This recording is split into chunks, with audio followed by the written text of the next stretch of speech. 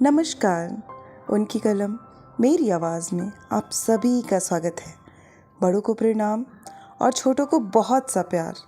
चलिए सुनते हैं कहानी बहुरी अकेला, जिसे लिखा है मालती जोशी जी ने। स्टाफ रूम में गर्मा गर्म बहस चल रही थी। मुझे देखकर क्षण भर को ऐसा सन्नाटा खिंच गया कि मुझे लगा कि कहीं बहस का मुद्दा मैं ही तो नहीं हूँ।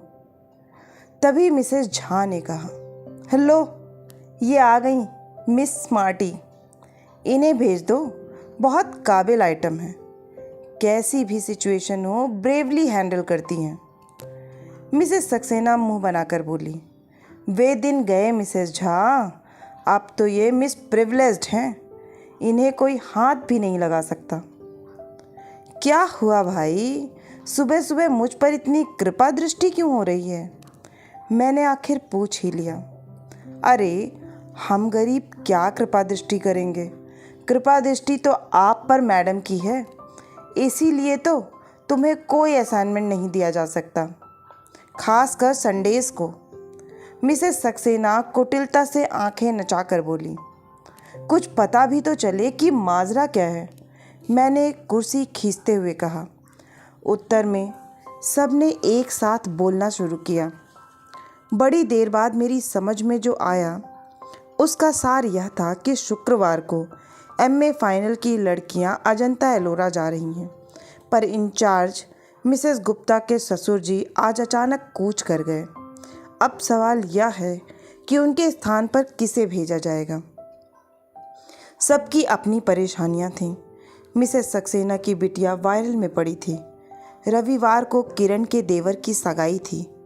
मिसेस कृपाल की सास पैर में प्लास्टर बंधवा कर पड़ी थी। खंडेलवाल के पूरे दिन चल रहे थे। दास गुप्ता के दोनों बच्चों के सोमवार से टर्मिनल शुरू हो रहे थे और बिसारिया पहले से छुट्टी पर थी। स्टाफ में 2-3 अति बुजुर्ग सदस्य थीं जिन्हें इस मिशन पर भेजना बेकार था। एकाएक मुझे याद आया, विभा तो जा रही है ना, या उसके यहाँ भी कोई प्रॉब्लम है? विभा तो जा रही है, पर वह तो खुद बच्ची है, लड़कियों को क्या संभालेगी? कोई जिम्मेदार व्यक्ति भी तो साथ होना चाहिए। और तुम्हें कोई हाथ नहीं लगा सकता। मैडम की चहेती जो हो, उनकी सख्त हिदायत है कि अंजू शर्मा को छुट्टी के दिन कोई काम ना सौंपा जाए। देर से शादी करने का यही तो फ़ायदा है, सबकी सिंपैथी मिल जाती है। मैं चकित सी देखती रह गई। ये सब के सब मेरी कुलीग्स थीं। सालों से हम सब साथ काम कर रहे थे। हमेशा कैसी शहद घुली बातें करती हैं। आज पता चला कि सबके मन में कितना जहर भरा हुआ है। उन सब के पास व्यवस्थाओं की एक लंबी लिस्ट थी। एक मैं ही फालतू नज़र आ रही थी, पर उनके शब्द में प्रिविलेज्ड थी, इसलिए सबकी ज़बान पर जैसे कांटे उगाए थे। भला हो मिसेस देश पांडे का, मेरा पक्ष लेते हुए बोली, अभी तक तो यह बेचारी सारी बेगार्ड हो रही थी, अब इसके साथ मैडम थोड़ी सिंपैथेटिक हो गई तो तुम लोगों को जलन हो रही है। अरे यह तो सोचो कि इतनी देर से उसने शादी की है, पति भी साथ नहीं रहते, एक छुट्टी के दिन ही मेल मुलाकात हो पाती है, वह भी तो तुम लोगों से देखा नहीं जा रहा। उनकी बुजुर्गियत का ख्याल करके सब चुप हो गई, पर सबके चेहरे पर यह भाव था कि इसने देर से शादी की है तो उसका खामियाजा हम क्यों भुगतें। मिसेस सक्सेना से तो आखिर रहा नहीं गया। बोली, आंटी अब साल भर तो हो गया, इतना तो कोई नई नवेली बहू को भी नहीं सहेजता। मेरा तो जैसे खून खौल गया। आप लोग यही चाहती हैं कि इस बार मैं लड़कियों के साथ जाऊं, तो चली जाऊंगी, उसके लिए इतने तानों उलाहनों की क्या ज़रूरत है? और मिस्टर हबी, उनका क्या होगा? उसकी चिंता आपको क्यों हो रही है? That is my problem. उसी तैश में मैं मैडम के कमरे में चली गई और कह दिया कि मिसेस गुप्ता के ना आने से कोई परेशानी हो रही हो तो मैं तैयार हूँ। वे कुछ देर तक मुझे देखती रहीं। फिर बोली, it is very supporting of you. दरअसल मैं तुम्हें बुलाने का सोच ही रही थी। अकेली विभा पर तो भरोसा नहीं किया जा सकता ना। तो आप इतना संकोच क्यों करती हैं ma'am? You are the boss. आप जिसे कहेंगी उसे जाना ही पड़ेगा। आप नहीं जानती आपके इस सौजन्य का लोग कितना गलत अर्थ निकालते हैं। I don't care. मैं तो सिर्फ शर्मा जी के बारे में सोच रही थी। मैं 4-5 बार उन्हें बतला चुकी हूँ कि वे मिस कश्यप हैं, शर्मा नहीं, पर उन्हें याद ही नहीं रहता। अब तो मैंने टोकना भी छोड़ दिया है। इसीलिए उनके सुर में सुर मिलाकर कहा, आप शर्मा जी की चिंता ना करें, मैं उन्हें फ़ोन कर दूंगी।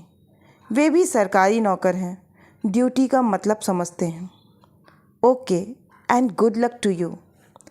घर लौटते समय बहुत हल्का महसूस कर रही थी।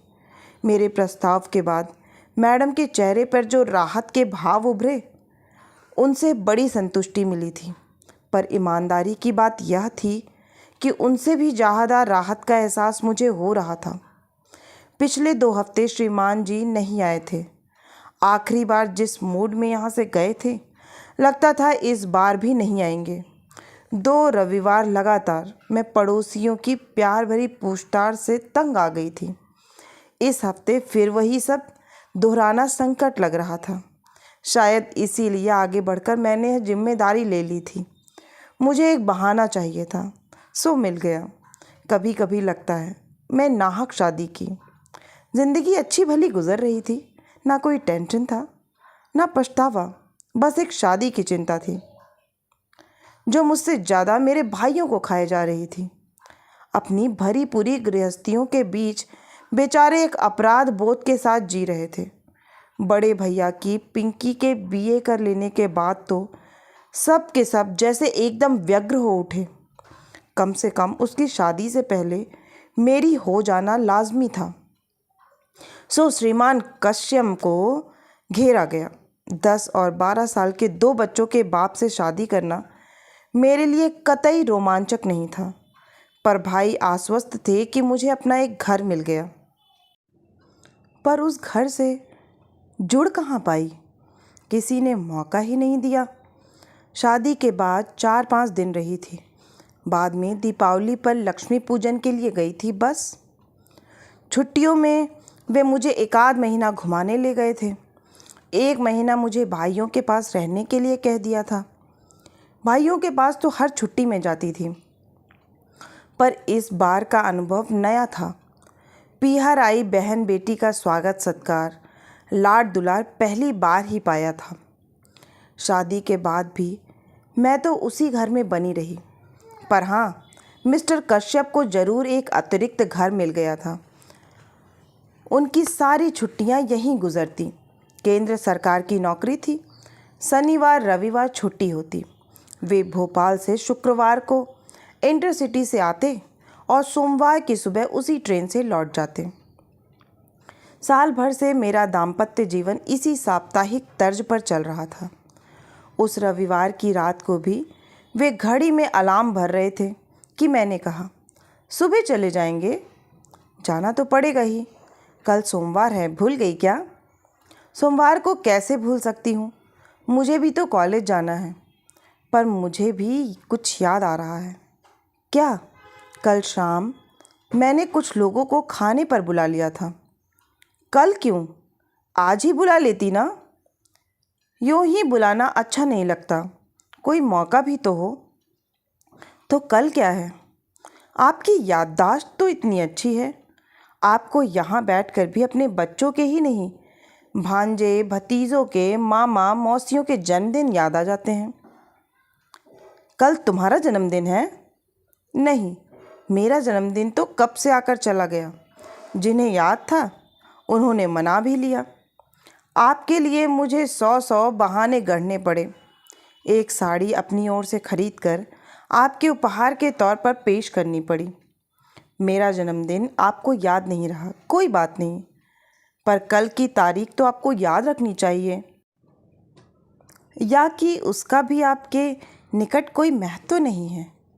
ना चाहते हुए भी मेरी आवाज़ थोड़ी तल्ख हो गई थी। उन्होंने कैलेंडर की ओर नज़र डाली। ओह, कल 11 नवंबर है, मतलब अपनी शादी को 1 साल पूरा हो गया। धन्य भाग, आपको याद तो आया, पर आपने इस तरह मुंह क्यों लटका लिया? मैंने रुकने के लिए कहा, ज़रूर, पर कोई प्रॉब्लम हो तो रहने दीजिए। सेलिब्रेशन का मूड अगर है तो मैं साथ चली चलती हूँ, नहीं तो उसकी भी कोई ज़रूरत नहीं है। तुम चलना चाहो तो ज़रूर चलो, उन्होंने कहा, पर स्वर में कोई आग्रह नहीं था। सेलिब्रेशन का तो ऐसा है कि बच्चों की परीक्षाएं चल रही हैं। मंगलवार को रौनक का गणित का पेपर है, इसलिए मेरा कल जाना ज़रूरी है। सेलिब्रेशन से मेरा मतलब किसी पार्टी से नहीं था। हम सब मिलकर बाहर खाना खाने जा सकते थे या एक आध पिक्चर देख सकते थे। बच्चों की परीक्षाएं चल रही हैं तो कोई बात नहीं, हम लोग दिन भर साथ ही रह लेते। यह प्रस्ताव आपकी ओर से आता तो मैं उतने ही में खुश हो जाती, पर आपको तो याद ही नहीं था। आपको अम्मा जी के ठाकुर जी तक की याद रहती है। पिछले रामनवमी और जन्माष्टमी पर श्रृंगार का सारा सामान आप यहीं से ले गए थे। बस आपको मेरा जन्मदिन या अपनी शादी की सालगिरह याद नहीं रही। बार बार बच्चों का अम्मा का ताना क्यों दे रही हो? वे लोग मेरी जिम्मेदारी हैं। और मैं क्या हूँ? सिर्फ ज़रूरत? कैसी ज़रूरत, यह भी बताना पड़ेगा। कुछ देर तक कमरे में भीषण स्तब्धता छाई रही। फिर मैंने ही कहा, आप बच्चों के सामने एक आदर्श पिता बने रहना चाहते हैं, इसीलिए मुझे तरजीह नहीं देते, जानती हूँ। इसीलिए आज तक आपने मेरे स्थानांतरण के लिए प्रयत्न नहीं किया। आश्चर्य तो यह कि अम्मा जी ने भी कभी इनके लिए जोर नहीं दिया। Please leave my mother alone. मैं कोई उन्हें गाली थोड़ी ही दे रही हूँ, एक बात कह रही हूँ। कोई भावुक महिला होती तो कहती, बहू, अब तुम आकर जल्दी से अपना घर बार संभालो और मुझे छुट्टी दो। पर वे बड़ी प्रैक्टिकल हैं, उन्हें यही व्यवस्था रास आ गई है। घर उनका एक छत्र शासन में भी बना रहता है और बेटे को कोई परेशानी भी नहीं होती। वह आदर्श बेटा बना रहता है, आदर्श पिता बना रहता है, और उसकी साप्ताहिक आनंद यात्रा भी निर्विघ्न चलती रहती है। आनंद यात्रा? वाह, तुम क्या सोचती हो, तुम कोई हुस्न परी हो जिसके लिए मैं दीवानावार चला आता हूँ? ठक लगा जैसे किसी ने कलेजे पर एक घूंसा जड़ दिया हो। बड़ी मुश्किल से मैं उस पीड़ा को जब्त कर पाई। फिर अत्यंत कसैले स्वर में कहा, मैं हुस्न परी होती 34 साल तक अनब्याही ना बैठी रहती और ना ही 2 बच्चों के बाप से शादी करती। यह बात कहने के साथ ही मैं दीवार की ओर मुंह करके लेट गई थी। इस कारण उनका चेहरा नहीं देख पाई, पर वह जरूर स्याह पड़ गया होगा। वे उस रात कब कहाँ सोए मैं नहीं जानती। सुबह अलार्म बजा था, पर मैं नहीं उठी। उन्होंने शायद अपने से ही चाय बनाई थी, पर मैं दम साधे पड़ी रही। जाते समय उन्होंने मुझे आवाज़ दी भी हो तो पता नहीं। सुबह उठी तो लगा जैसे एक भयानक स्वप्न देखकर जागी हूँ। उसके बाद आज तीसरा शुक्रवार है। जनाब की कोई खबर नहीं।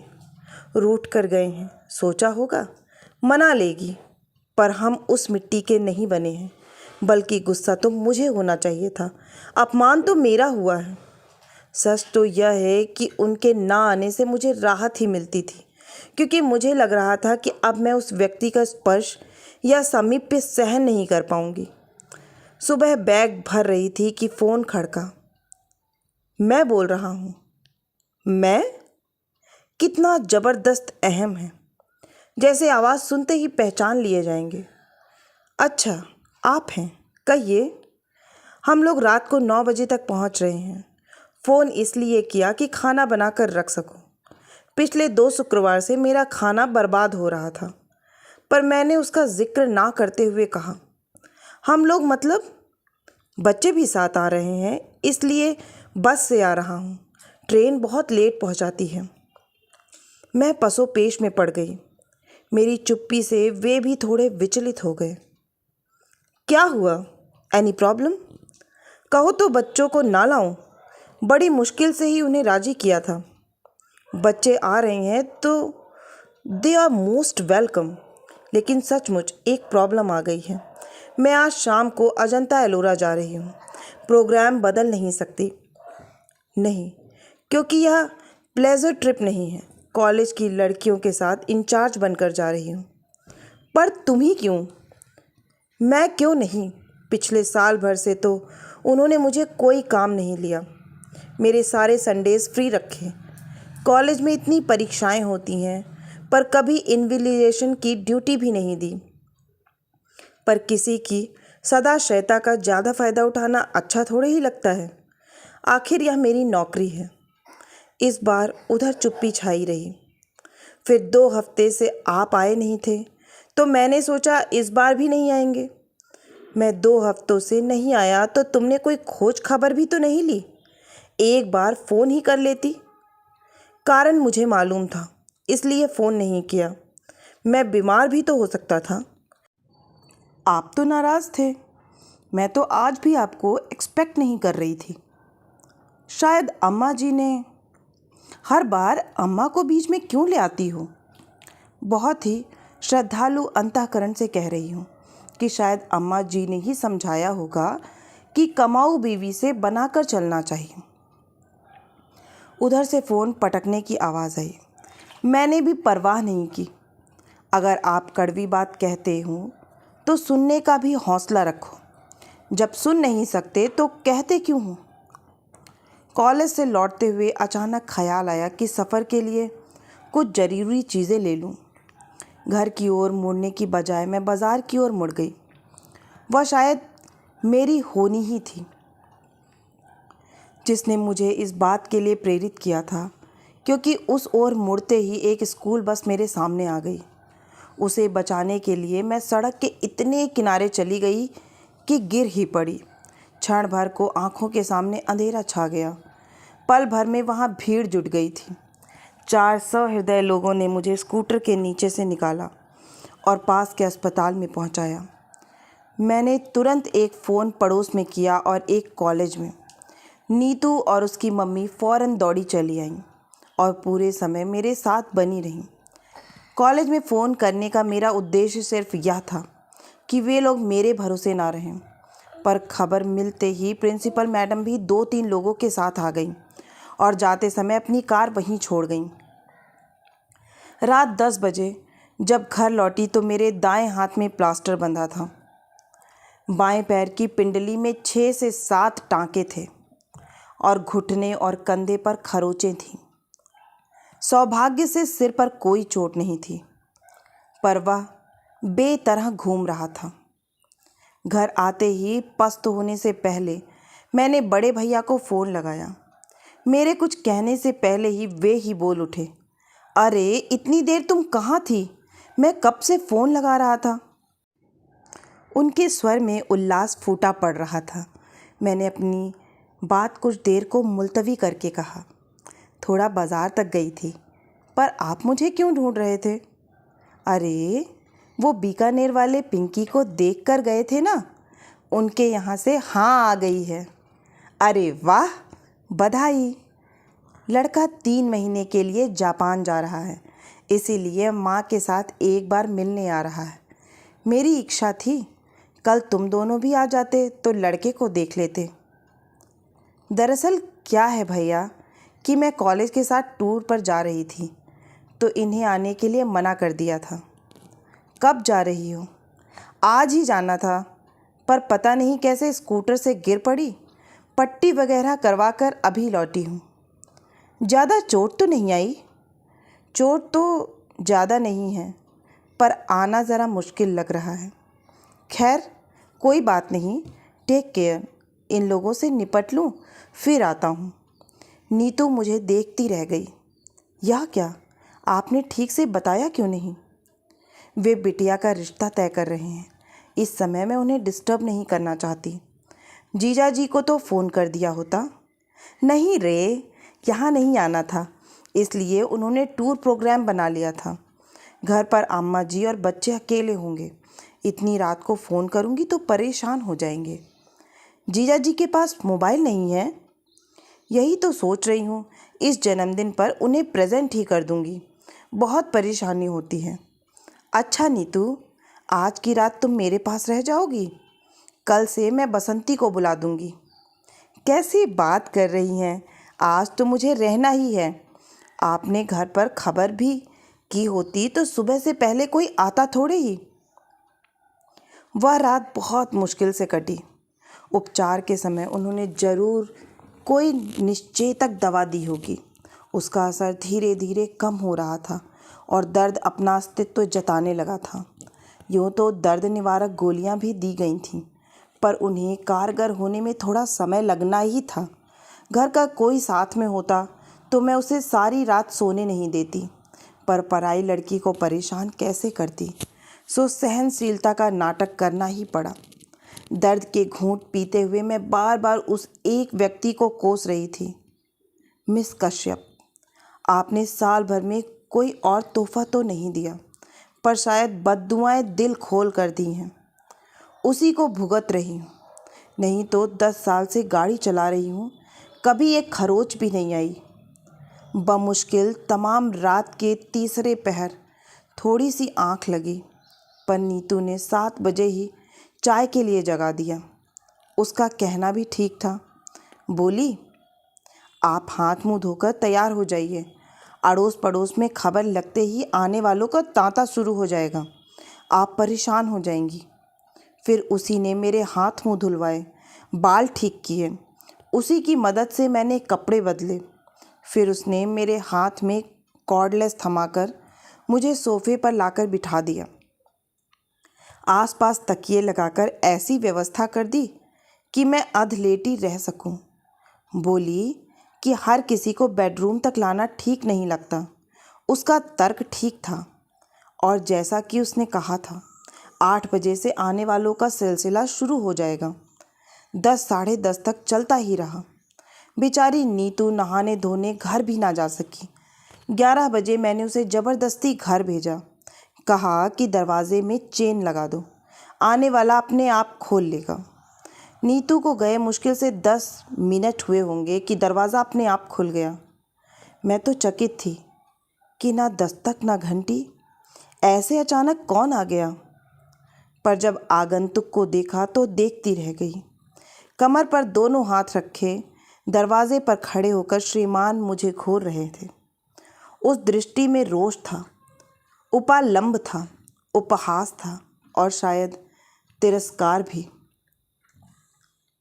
आई नो इट, मुझे मालूम था। तुम्हें कहीं आना जाना नहीं था, सिर्फ मुझे टालने के लिए बहाना बनाया जा रहा था। I was dead sure. वे जिस तरह मुझे घूर रहे थे, मैं भी एकटक उन्हें देख रही थी। मेरी आंखों में उपालंब की मात्रा शायद ज़्यादा गहरी थी, क्योंकि थोड़ी देर बाद उन्होंने अपनी नज़रें फेर ली। उनकी नज़रें हटते ही मैंने कॉर्डलेस पर पड़ोस का नंबर मिलाया। सॉरी नीतू डार्लिंग, तुम्हें फिर से कष्ट दे रही हूँ, पर क्या है कि तुम्हारे जीजा जी आ गए हैं। एक कप चाय बनाकर दे जाओगी तो अच्छा रहेगा। मेरे लिए पड़ोसियों को कष्ट देने की कोई ज़रूरत नहीं है, उन्होंने कसैले स्वर में कहा। अब वे दरवाज़ा छोड़कर सामने कुर्सी पर बैठ गए थे।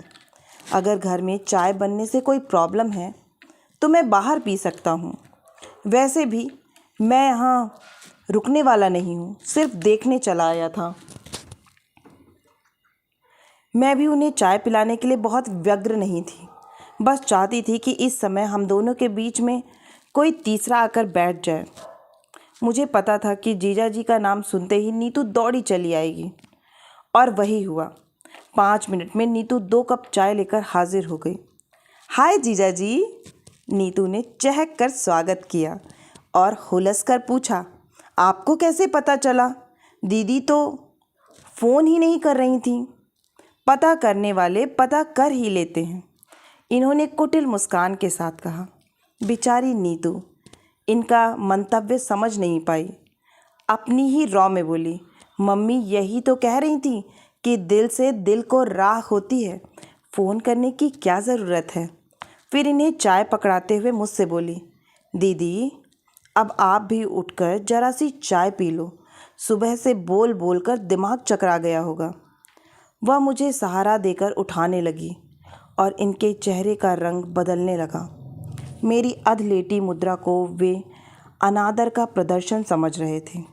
अब उन्हें कुछ कुछ समझ में आ रहा था। उठने की प्रक्रिया में जब मेरा शॉल कंधे से खिसक गया तो प्लास्टर पर उनकी नज़र पड़ी। अरे ये हाथ को क्या हो गया? गनीमत है कि सिर्फ हाथ ही टूटा है। आप खुशकिस्मत हैं जीजाजी कि ये सही सलामत बच गईं, वरना क्या से क्या हो जाता। तुम्हें मैं सही सलामत नज़र आ रही हूँ? अरे हाथ ही तो टूटा है। सब लोग कह रहे थे कि किस्मत वाली थी जो सड़क के किनारे गिरी, अगर बीच में गिरती तो सोचो क्या होता। उस कल्पना मात्र से ही मुझे झुरझुरी हो आई। मैंने नीतू से कहा, थोड़ी हेल्प कर दोगी तो भीतर जाकर थोड़ा लेट लूँगी। हाँ अब आप बिल्कुल आराम करो, कोई आएगा तो जीजाजी निपट लेंगे। बिस्तर पर लेटते हुए मैंने कहा, बसंती को 2 दिन की छुट्टी दे दी थी। अगर किसी के हाथ खबर भिजवा दोगी तो वह आ जाएगी, 2 रोटी ही डाल जाएगी। बसंती को मैं खबर कर दूंगी। पर आप रोटी की इतनी चिंता क्यों कर रही हैं? हम लोग क्या इतना भी नहीं कर सकते? तुम ही लोग तो कर रहे हो। पड़ोसी और होते किस लिए हैं? नीतू जब चली गई तो ये कमरे में आकर बोले, इतना सब हो गया तो क्या मुझे फ़ोन नहीं कर सकती थी? मैंने एक क्षण उनकी ओर देखा और कहा, फ़ोन कर भी देती तो क्या आप विश्वास कर लेते या इसे भी एक बहाना समझते? वे चुप हो गए। फिर बड़ी देर तक मौन हम दोनों के बीच पसरा रहा। फिर कुछ देर बाद फ़ोन बजा। मेरा कॉर्डलेस बाहर ही छूट गया था, इसलिए फ़ोन इन्हें ही उठाना पड़ा। शायद बड़े भैया का था। मेरे हाल चाल पूछ रहे थे। मैं जब तक उन्हें सावधान करती वे सब ब्यौरा दे चुके थे। फिर तो मेरी पेशी होनी ही थी। ये क्या कर बैठी तुम? और रात को मुझे बताया क्यों नहीं? मैं उसी समय चला आता। मुझे मालूम था, इसीलिए नहीं बताया। आप आ भी जाते तो सुबह फिर मेहमानों के लिए भागना पड़ता। अब आपकी उम्र इतनी भाग दौड़ करने की नहीं है। वैसे चिंता की कोई बात नहीं है। पड़ोसी बहुत अच्छे हैं और अब तो ये भी आ गए हैं। हाँ, अभी फ़ोन पर उनकी आवाज़ सुनकर थोड़ा संतोष तो हुआ। अच्छा, तो हम लोग सुबह आते हैं। Take care. भैया के फ़ोन के बाद फिर से सन्नाटा छा गया। ये पेपर पढ़ते रहे। मैं सोने की कोशिश करती रही। नीतू दोनों की थालियाँ लेकर आई। तभी यह नीरवता भंग हुई। नीतू बोली, मम्मी तो कह रही थी जमाई जी को यहीं बुला लो, ठीक से खा लेंगे। पर मैंने कह दिया कि दीदी अकेले बोर हो जाएंगी। वो अच्छी हो जाएं, फिर दोनों को एक साथ बुलाकर खूब खातिरदारी कर लेना। एक बात और, जाते हुए मैं बाहर से ताला डालकर जा रही हूँ, नहीं तो मोहल्ले भर की आंटी लोग तंग करने आ जाएंगी। रात भर की जागी हो, थोड़ा आराम कर लो। खोलोगी कब? 4 बजे चाय लेकर आऊँगी ना। और सचमुच वह हमें ताले में बंद करके चली गई। वह जब तक रहती है पटर पटर करती रहती है। घर भरा भरा लगता है। उसके जाते ही एक निचाट सूनेपन ने घेर लिया। उस असहज एकांत से निजात पाने के लिए मैंने कहा, आप तो आज ही जाने वाले थे ना? तो दिन में निकल जाते, रात में ठंड से परेशान हो जाएंगे। वे एक क्षण मुझे घूरते रहे, फिर बोले, मुझे क्या इतना गया गुजरा समझ रही है? तुम्हें इस हाल में छोड़कर चला जाऊंगा। एक तरह से बात यहीं पर एक अच्छे बिंदु पर समाप्त हो जानी थी, पर मेरे मन में तो प्रतिशोध की आग धधक रही थी। वह हुस्न परी वाला डायलॉग मेरे कलेजे में कील की तरह गड़ा हुआ था। उसी ने मुझे चुप नहीं बैठने दिया। मैंने बड़े नाटकीय अंदाज में कहा, मेरी यह हालत है तभी तो कह रही हूँ, रुक कर क्या करेंगे? वे अवाक होकर मुझे देखते रह गए। What do you mean? कुछ नहीं, एक पुरानी बात याद आ गई। एक बार आए थे और मैं संकोच के मारे मैं क्षण भर को चुप रह गई। उस दिन आप कितना नाराज़ हुए थे। कहा था कि फ़ोन तो कर देती, बेकार में 200-250 रुपये का चूना लग गया। उनका चेहरा फक पड़ गया। डूबती सी आवाज़ में बोले, उस बात को अब तक गांठ बांधे बैठी हो? यही क्यों, और भी बहुत सी हैं। सारी गांठें खोलने बैठूंगी तो सुबह से शाम हो जाएगी। तुम तो ऐसे कह रही हो जैसे मैं तुम पर बहुत अत्याचार करता हूँ। प्रचलित मायनों में जिसे अत्याचार कहते हैं वह तो आप कर नहीं सकते थे, क्योंकि मैं उतनी बेचारी नहीं हूँ। आपका तरीका बहुत सोफिस्टिकेटेड है और अप्रोच बहुत ही प्रैक्टिकल। बहुत आसानी से आप सामने वाले की भावनाओं को अनदेखा कर सकते हैं। मसलन अब कहाँ से शुरू करूँ? चलिए शुरू से करते हैं। याद है जब शादी के बाद पहली बार हम लोग इस घर में आए थे, मेरी सहेलियों ने घर को बहुत कलात्मक ढंग से सजाया था। हमारा स्वागत भी बहुत शानदार हुआ था। हार, फूल, संगीत, उपहार, मिठाई, और लोग इतने कि पैर रखने की जगह नहीं थी। उसके बाद जब हम अकेले हुए तो आपका प्रश्न था, फ्लैट तो बहुत सुंदर है, कितने का पड़ा? क्या मुझे यह पूछने का हक नहीं था? ज़रूर था, पर आपकी टाइमिंग गलत हो गई। उस निभृत एकांत की अवहेलना कर आप इंदौर और भोपाल की कीमतों की तुलना कर रहे। बातों बातों में आपने यह भी पूछ लिया कि मैंने लोन बैंक से उठाया था या जीपीएफ से लिया था, और यह भी कि किस्तें पट गईं या कि अभी बाकी हैं। मेरे ख्याल से मुझे यह भी पूछने का हक नहीं था। हक 100% है, पर यह विषय उस दिन के लिए नहीं था। मुझे मालूम है, मेरी शादी में मेरी नौकरी, मेरा वेतन, मेरा फ्लैट प्लस पॉइंट्स थे, पर वे ही अहम मुद्दा होकर रह जाएंगे और मैं गौड़ हो जाऊंगी, यह नहीं सोचा था। अगली बार आप जब आए तो आपने नॉमिनेशन के बारे में पूछा था। मैंने दोनों भाइयों के बेटों का फ्लैट और जीपीएफ के लिए नॉमिनेट किया हुआ था। आपने कहा कि अगर नामांकन बदलना है तो फुर्ती करनी होगी, नहीं तो बाद में बहुत परेशानी होती है। इसमें गलत क्या था? सरकारी दफ्तर में काम करता हूँ, रोज़ देखता हूँ कि लोग बाद में किस तरह परेशान होते हैं। मैं भी जानती हूँ, पर महीने भर पहले ब्याही औरत भविष्य के सपने रखती है। उसे वसीयत के बारे में सोचना ज़रा अच्छा नहीं लगता। बदली हुई परिस्थिति में शायद मैं खुद इस विषय में पहल करती, पर आपकी उतावली देखकर वितृष्णा हो आई। इसके बाद तो एक्सप्लॉयटेशन का एक अनवरत सिलसिला शुरू हो गया। मेरे टेलीफोन का बिल दुगना तिगुना आने लगा। सब लोग छेड़ते कि रात रात भर मियाँ से बात करती होगी। उन्हें क्या पता था कि मियाँ ने घर पर बात करने के लिए एकदम मना किया हुआ है, और दफ्तर में बात करना मुझे अच्छा नहीं लगता। उन्हें कैसे बताती कि यहाँ आकर श्रीमान को सारे दोस्तों के, भाई भतीजों के जन्मदिन याद आ जाते हैं। सारे रिश्तेदारों की मिजाज पुरसी और मातम पुरसी यहीं से होती है। यह तो शायद तुम्हें भी पता होगा कि लॉन्ग डिस्टेंस कॉल संडेज़ को सस्ती पड़ती हैं, और अक्सर संडेज़ को मैं यहीं होता हूँ। हाँ, मुझे पता है, और मुझे यह भी पता है कि इंदौर का कपड़ा मार्केट बहुत अच्छा है, इसलिए चादरें और पर्दे यहीं से खरीदने चाहिए।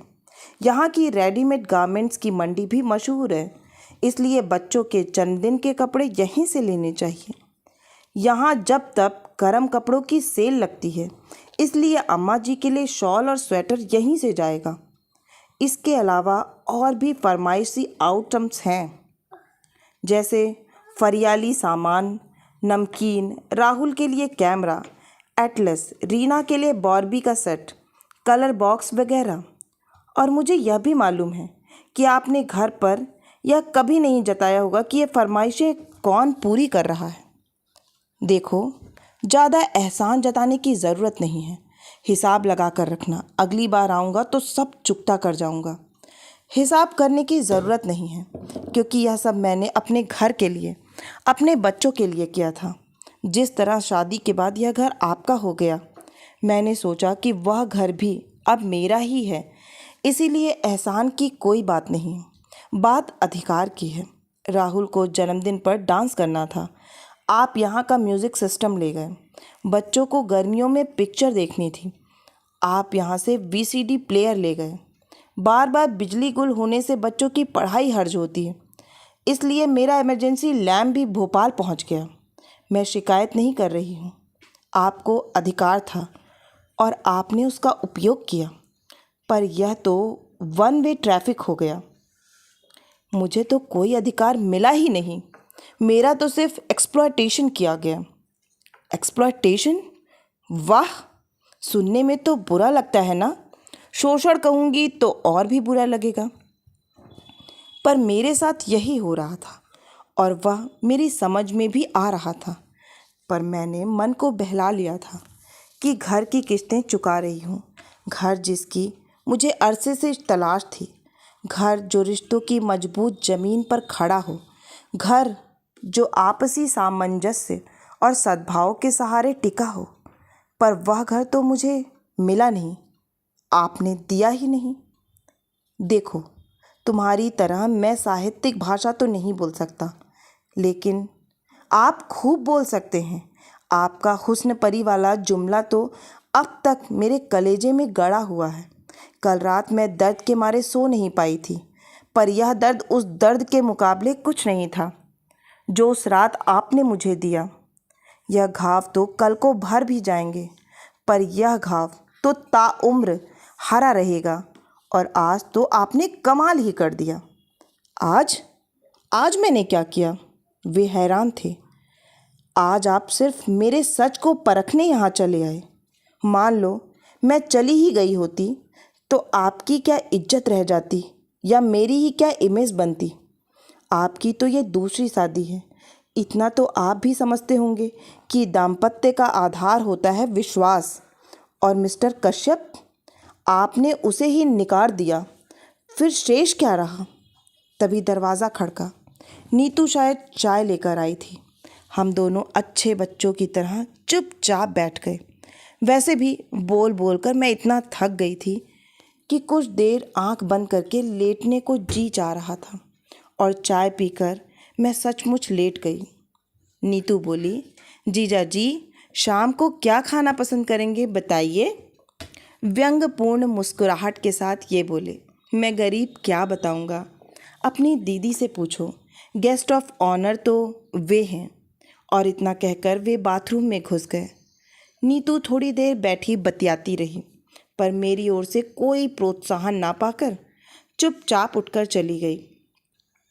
वे फ्रेश होकर आए और बालों में कंघा फेरते हुए बोले, अच्छा तो मैं निकल रहा हूँ। मैंने प्रश्नार्थक नज़रों से उनकी ओर देखा। रतलाम वालों के आने तक रुकने का इरादा था, पर देखता हूँ उसकी कोई ख़ास ज़रूरत नहीं है। तुम्हारे अड़ोसी पड़ोसी बहुत अच्छे हैं, खूब अच्छी सेवा टहल कर रहे हैं। मेरी वजह से बल्कि असुविधा ही हो रही है। और हाँ, तुम्हारी सारी चीज़ें अगली बार ले आऊँगा, अगर आया तो, वरना किसी के हाथ भिजवा दूँगा। मैंने उठने का उपक्रम किया तो बोले, लेटी रहो, मेरे लिए फॉर्मेलिटीज़ करने की ज़रूरत नहीं है। वैसे भी आदर मान बहुत हो चुका है। सी ऑफ करने के लिए ना सही, दरवाज़ा बंद करने के लिए तो उठना होगा। मैं लड़खड़ाते हुए उठ खड़ी हुई। लंगड़ाते हुए जब तक दरवाजे पर पहुंची, ये 2 मंजिल उतरकर बिल्डिंग के गेट तक पहुंच चुके थे। खिड़की से मैं उन्हें जाते हुए देखती रही। फिर मैंने बहुत मुश्किल से दरवाज़ा बंद किया। इतने से श्रम से भी मैं हाँफ गई थी। देर तक बंद दरवाजे से पीठ लगाए मैं निस्पंद सी खड़ी रही। सामने वही खिड़की थी जहाँ से मैंने उन्हें जाते हुए देखा था। मुझे लगा वे मेरे घर से नहीं, जीवन से भी चले गए हैं। अलविदा मिस्टर कश्यप, मैंने कहा। आज से मेरे घर का और मेरे मन का दोनों दरवाजे आपके लिए बंद हो चुके हैं। घर का दरवाज़ा तो शायद कभी मजबूरी में खोलना भी पड़ेगा, क्योंकि इस शादी को इतनी आसानी से मैं नकार नहीं सकती। इसके लिए मेरे भाइयों ने बहुत सारा श्रम और पैसा खर्च किया है, इसलिए इस शादी को तो मुझे ढूंढना ही पड़ेगा। पर मेरे मन का दरवाज़ा अब आपके लिए कभी नहीं खुलेगा, कभी भी नहीं। आशा है कि आपको यह कहानी बहुत ही पसंद आई होगी। अगर पसंद आई है तो एक लाइक करें, अपनों के साथ शेयर करें, और हाँ, अगर आप इसी तरह की मनोरंजक कहानियाँ सुनना चाहते हैं तो उनकी कलम मेरी आवाज़ से जुड़ना ना भूलें। फिर मिलती हूँ एक नई कहानी या कविता के साथ। तब तक के लिए आप सभी का कहानी सुनने के लिए बहुत बहुत धन्यवाद।